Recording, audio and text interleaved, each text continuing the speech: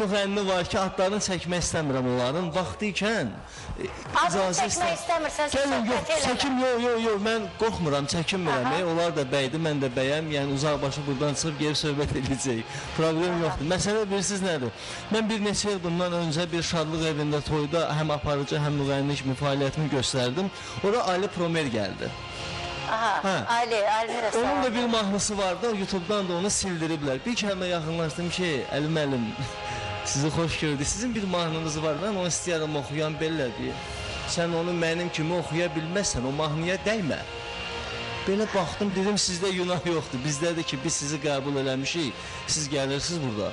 Bizim toylarımızda, bizim şənliklərimizdə oxuyursunuz, hələ bizi də bəyənmirsiniz. Sən nə bilirsən, mən onu sənin kimi oxuya bilməyəcəm. Bəlkə də mən səndən də yaxşı oxuyacam. Nə bilirsən bəyən. Əgər uğursuz alınarsa o zaman... Bəli, sən onda mənə deyə bilərsən.